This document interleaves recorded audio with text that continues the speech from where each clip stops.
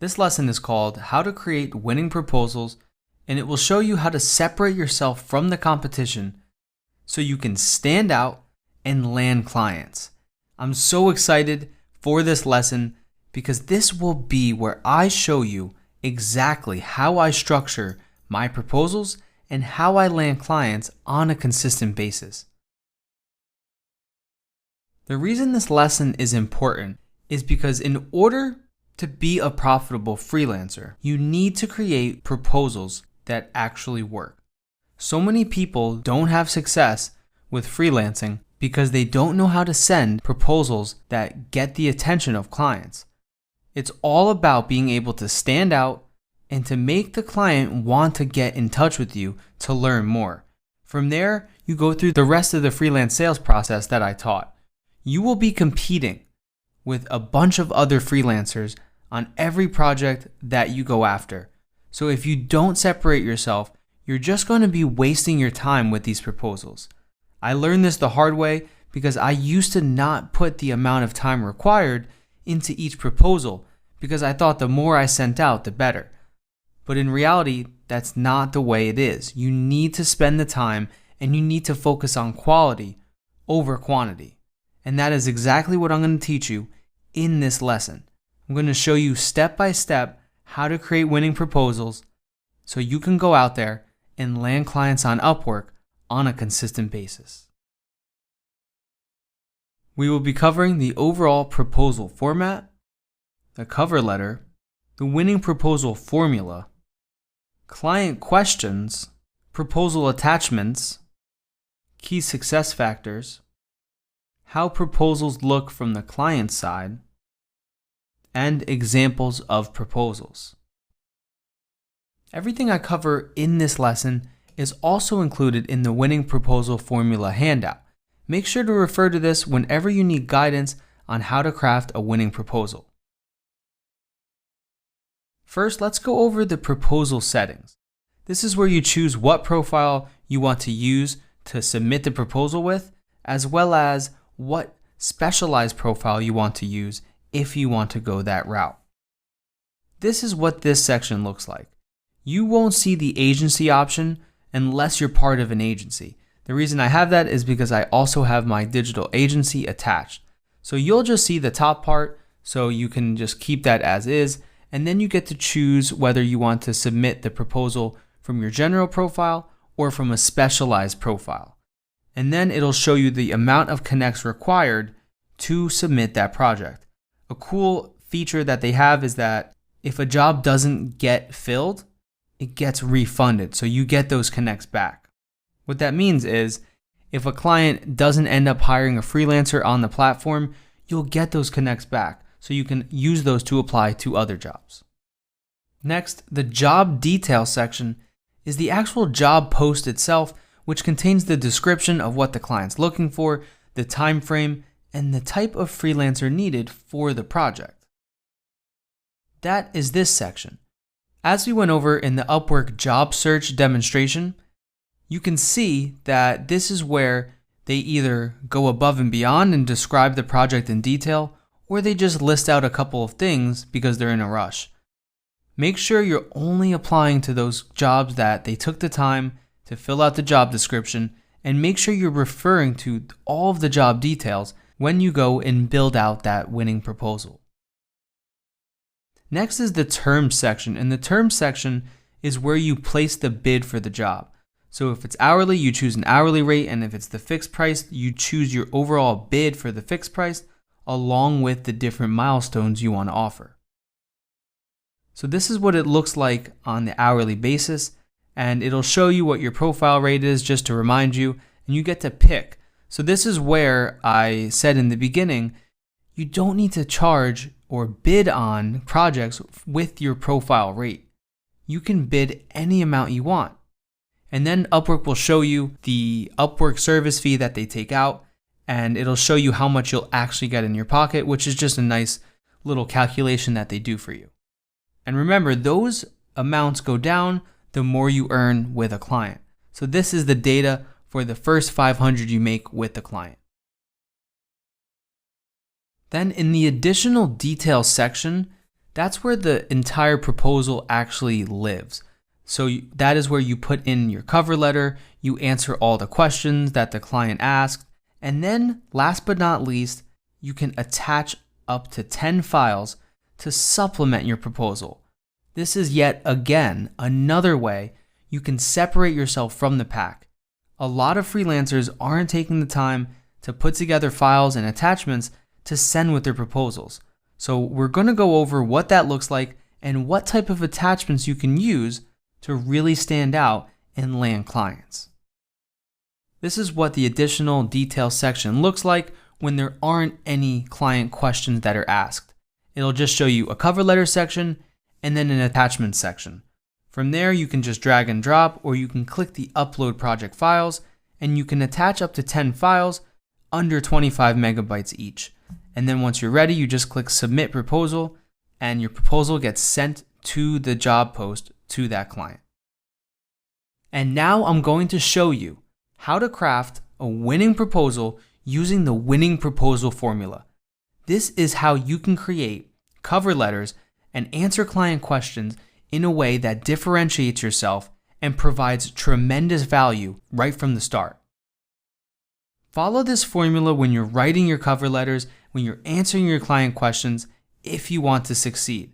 I spent years coming up with this formula, and the cover letter is what you mainly use this formula for, because the cover letter is the bulk of what the client sees when you apply to a job. It's important to thoroughly read the job post because a lot of times clients will also sneak in certain words they want you to use. For example, I'll show you later on, one client wanted me to use the word avocado in the first line of the cover letter to show that I read the whole post. So always make sure you're paying attention to detail. And that's number one, to create a winning proposal. Number two, start to look at ways you can do some further research on what the client needs. A lot of people are just copying and pasting their cover letters over, and if you take the time as a freelancer to really do some research and come up with a thoughtful way you can portray what you're going to offer them, that is how you can start to differentiate yourself again from the pack.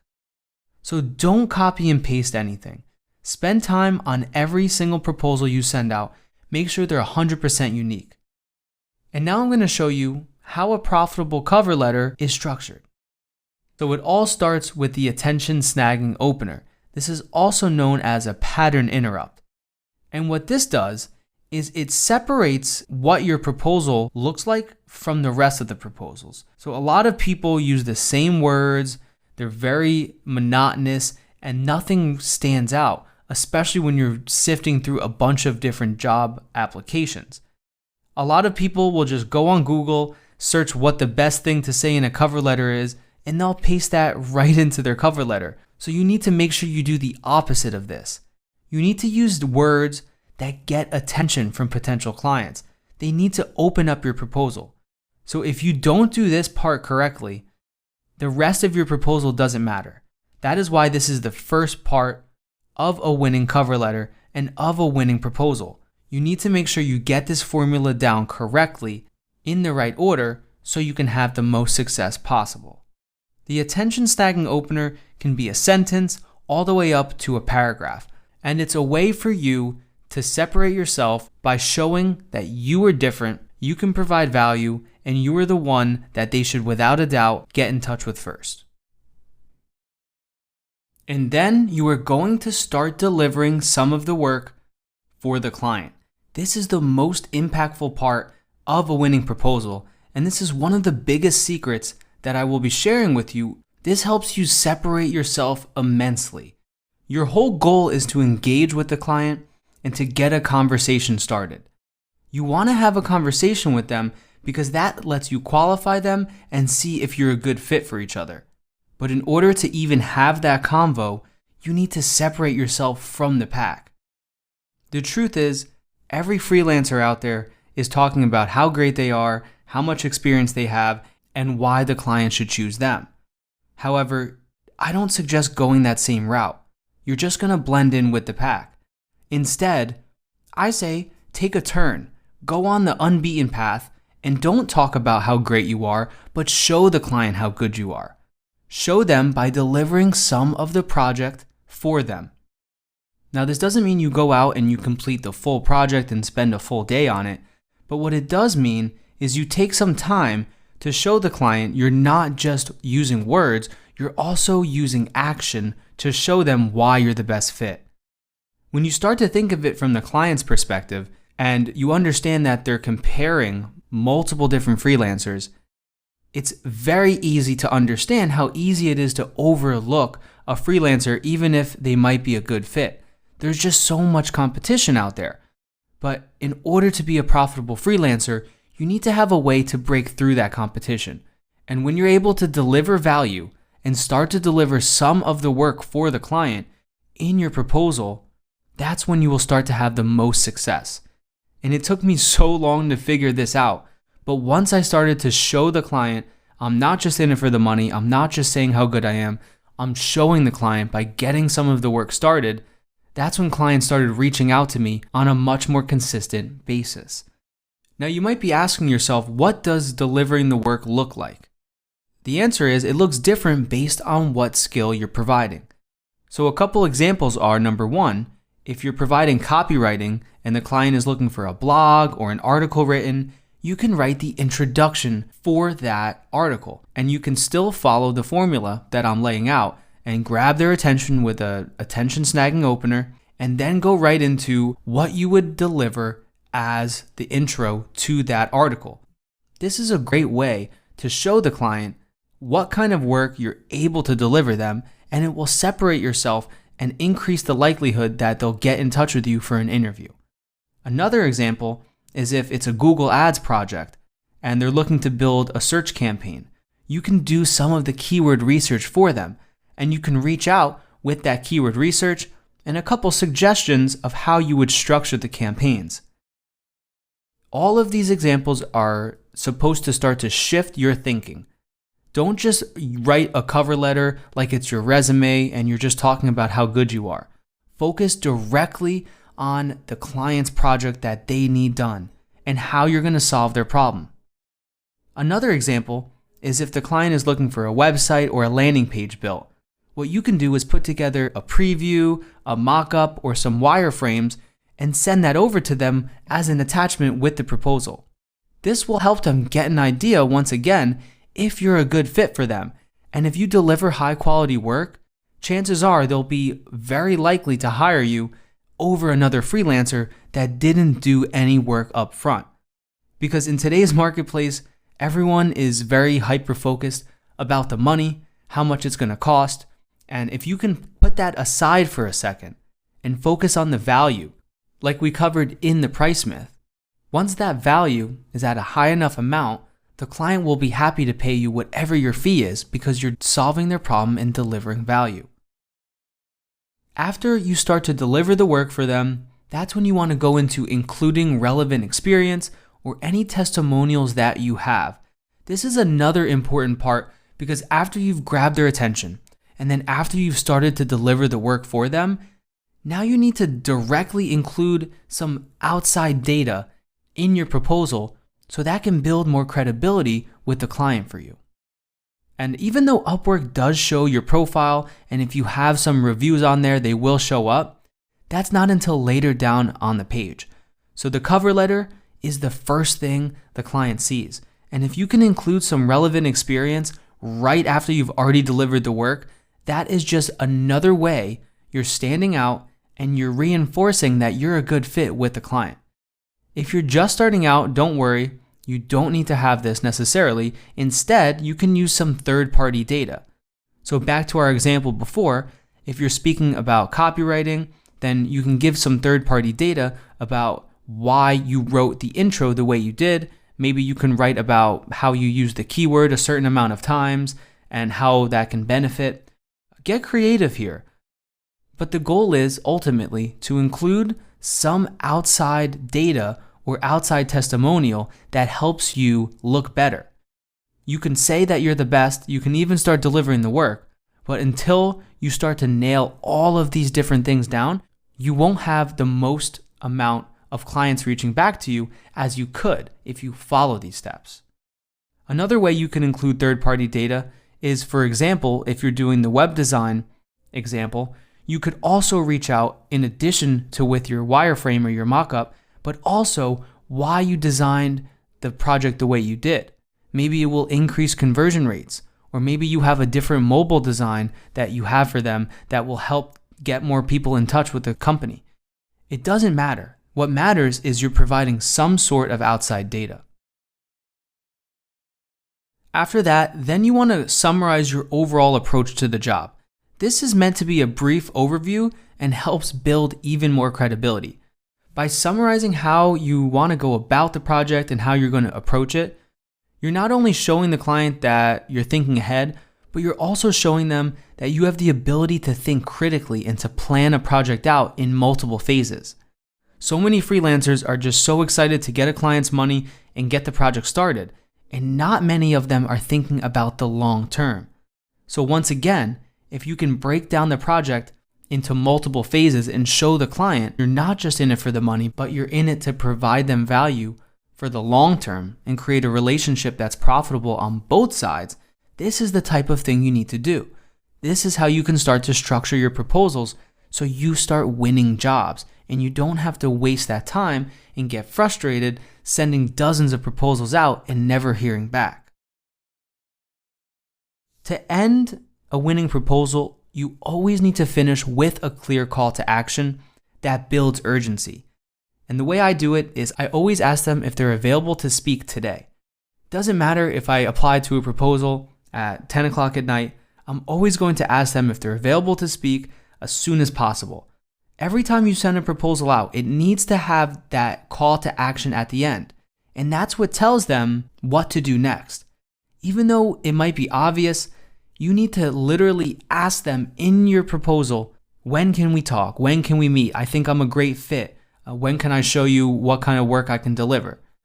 When you start to act like this and you build urgency with the client, you provide a clear call to action, it also shows them that you don't beat around the bush. You're there to help them, and it also shows that you're available and you're ready.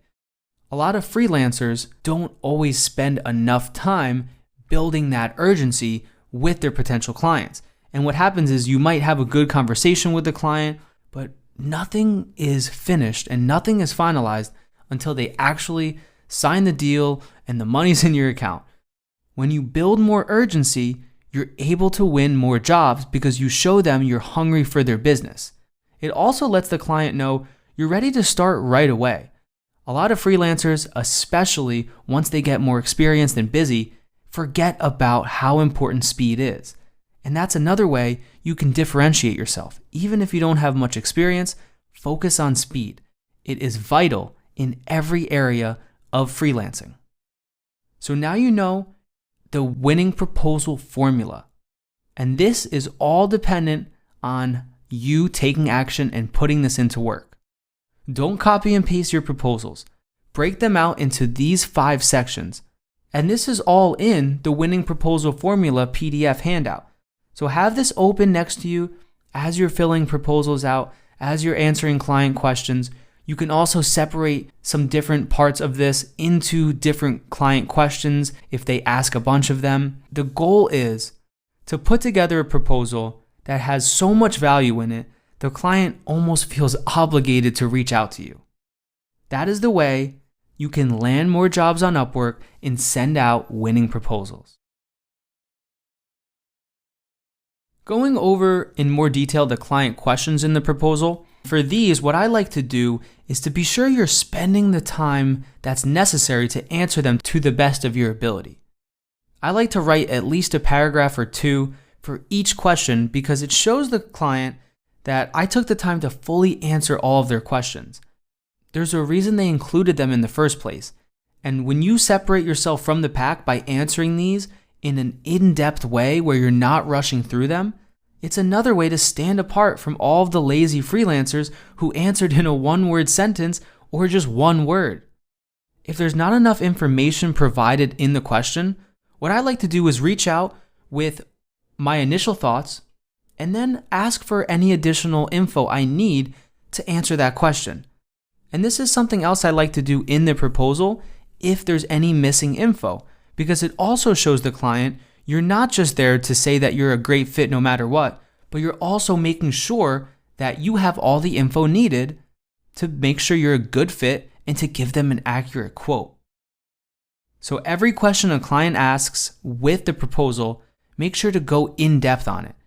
And if you don't have any experience with what they're asking, make sure you still provide an alternative experience or something that shows them that you're a good fit. This is how you can set yourself up for success as you go through your proposal and answer the potential client's questions.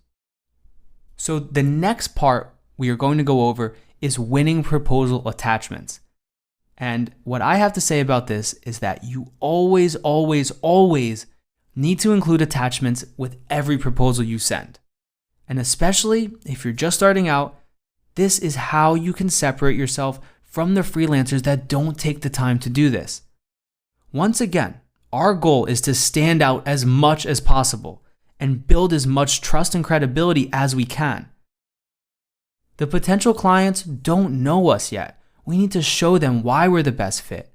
So if you skip this and you don't send attachments, there's no excuse for not hearing back from clients. So if you want to be a profitable freelancer, take this part seriously, and clients will then start to take you seriously. And there are many different types of attachments you can include. One of them here, my favorite, is just holding up the phone, taking a selfie video, and speaking about the specific job posting that they posted. This is a huge differentiator and will help you get more jobs and build more credibility, even if you don't have any reviews yet on Upwork. By sending proposals with attachments and a fully written out cover letter and answering all of the client questions, it shows them how much attention to detail you spend on a project. And that is how much attention to detail you'll spend if the client hires you. Another type of attachment I like to use in my proposals is including a screen share or a screen recording of my computer. And for this, I use Camtasia, which is in the Profitable Tools and Apps. And I love this because you can become a great video editor without any experience at all. And you can easily record your screen. You can record yourself speaking about things. You can navigate through different websites and different softwares and explain things to clients. And it helps you become more memorable because so many freelancers aren't doing this. They're not taking advantage of going above and beyond and including multiple attachments, including screen recordings. You can also include your portfolio. So case studies do show up on your profile when you submit proposals, but they're not in the actual proposal section. So the client might miss out on them. And that's why I love to include them in the winning proposal attachment. And what you can do is send screenshots, or you can even just attach the PDF of a case study that you've built. This is another way that you can build more credibility and more trust with the potential client. And if you have a project that is very similar to the one you're reaching out to, then make sure you mention that in your cover letter as well and talk about why you attached the attachments you did. That is another way you can start to build even stronger proposals that are intertwined and delivering value in every single section. Lastly, you can also send reports that you have from past clients that you've helped. Or if you're just starting out, you can send third-party data of clients that are in the same industry. This is how you can leverage that third-party data, that social proof that is so needed in today's ecosystem. Reviews are vital. That's why Amazon and Google, My Business, all rely on reviews, because customer proof and social proof is a huge buying factor that people use in the marketplace. Knowing this, you can send reports with every proposal that you send out. This will help you stand out and build even more credibility than you had before. Once you start to combine all of these different things together, you go through the 5 steps of the winning proposal cover letter, you answer every question to the best of your ability, and you're including multiple different types of attachments, such as reports and videos and screen shares and case studies. There's no way you can fail if you're doing all of this and you're doing it the right way. And this is your online reputation. This is what you're going to start including in your proposals moving forward. So the level I'm personally on allows me to just get jobs based on my previous successes I've had. It allows me to use Upwork's platform that has all of that built-in credibility and show clients previous projects I've worked on and show them why I'm a good fit. As you go through this process and as you start to build more of a reputation and you start to learn your skills and become an expert, this process will become easier and easier. So don't get discouraged when you start. Put the time into every proposal and you can be where I'm at quicker than it took me. You just have to listen to everything I'm teaching. In addition to creating winning proposals using the formula provided, it's also crucial that you follow these key success factors so you can have the most success possible as a profitable freelancer. The first is to remember to price yourself competitively. Aim for bidding just under the top bids and higher than the medium bids. That's that sweet spot I showed you in the demonstration portion. You do need the pro plan to see these bids, and that's why it's so worth it if you're dedicated to your success, which I know you are. Then only apply to jobs using speed. So once a job has 20 to 50 proposals, most likely it's too late. Because the winning proposal formula I teach takes a lot of time and a lot of effort, it doesn't make sense to apply to jobs that already have 50 proposals. It's likely just going to get lost in the bunch. And you can also look at how many freelancers the client is interviewing at the time. If they're interviewing multiple freelancers, even if the job doesn't have that many proposals, once again, it's likely too late. If you focus on building winning proposals and only applying to jobs that were posted recently, you will skyrocket your chances for success. And as you go through this process and as you start to speak with clients, keep this in the back of your head that your entire goal is to build long-term, profitable relationships. You can even say this in your proposals and in your cover letters and on the phone with clients. Let them know that you're not just looking for that next project and that next payday, and that you're looking to build a profitable relationship.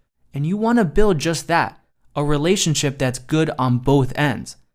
That is how you build a client for the long term. And as tempting as it might be, never copy and paste anything. That goes for your cover letters, client questions, whatever it is. Even if you think you can get away with it and it's similar, chances are the client will know it's not directly to them. I like to write every single proposal from scratch, starting from a unique basis. I make sure to individually craft each proposal. Treat it with care and it will flourish for you. Just copy and paste and rush and it will wilt. And also that gets into quality versus quantity. In my opinion, when you're doing proposals the right way and you're looking for jobs the right way and you're only applying to the jobs that are the best fit, 3 proposals done the right way are better than 20 that were just rushed. That's just the way it is. Nothing in life is free and nothing good comes quick or easy. So when you start to put the time in and you start to provide the best proposals possible by delivering value and starting the work in each one, you don't need to send out 20. All you need to do is send out less that are much more valuable. Now let's get into what the Upwork platform looks like from the client's perspective. This was for a job post that I hired a freelancer for one of my clients that I needed some help with. And I was just looking to hire a blog writer. What happened was I got 26 different freelancers send proposals out to the job. So this just shows you you're obviously going to be competing with other freelancers. And as you can see, this is what it looks like. It shows your photo, your name, the bid that you bid on the project, the location you're located in, how much you've earned, and then it shows you the first line or two of the cover letter. When you're sending proposals out, Keep this in mind. Take a screenshot of this if you need to, because this is why the first sentence of your cover letter is so important, and it needs to grab as much attention as possible. Remember when I said if that first attention-grabbing intro wasn't good enough, your whole proposal doesn't matter? This is what I mean by that. Because if you're reaching out, especially if you don't have any money earned yet on the platform, and you are not making yourself stand out in that first sentence or two, you're just going to get brushed over. And that's what I had to do. I had to archive 23 different freelancers. And it wasn't because some of them weren't good. It was just because I had so many to choose from. So the ones I already started interviewing that stood out to me in the beginning, those were the ones that had a much higher likelihood of getting hired. Keep this in mind as you start to craft those winning proposals. Now here is a screenshot of what a winning proposal looks like. This is just an example, and I don't intend for this to be the holy grail or to read every word of it, but in general, just look at it. Look at what a winning proposal looks like. Look at how my cover letter is substantially written, and there's much more room to scroll down and read the other things I wrote. And when they asked a question, I went into full detail. I also noted previous successes I've had that relate directly to the job I was applying to. And then I included 2 attachments that directly show the value I provided on those previous projects. In the cover letter, I also started to deliver some of the work, and I told them how I recommended structuring their retargeting campaigns. This is what every proposal you send out should look like. You need to spend the time on this, and I promise you, you will be happy you did, because you'll have much more success, and that will keep you more motivated on your freelance journey. Once you've built a rockstar Upwork profile like I have, clients will want to start to work with you. And when a client sends you an invite to a job, you don't have to spend any connects to apply to it. And you also have a much higher likelihood of closing the deal and landing that client because they already expressed interest to you and reached out to you. For invitations, I make sure to read their full job post. The one I'm showing you right now starts with the word avocado in all capitals. You might be asking yourself why that's in there, but if you read the job description, you would have seen that the client said, please say avocado as the first word or I won't read your proposal. So this was one of those hidden examples of even when a client invited me to the job, I still had to pay attention to detail. I still attached my good reviews that made sense for this project, and I still took the time to give them a little bit of a background on how I would structure their YouTube ads based on what their job post said. So now you know how to craft a winning proposal. If you follow these steps, you make sure to provide as much value as you can on every proposal you send out, you will be putting yourself in the best position possible on the road to freelance success. I look forward to seeing you in the next lesson.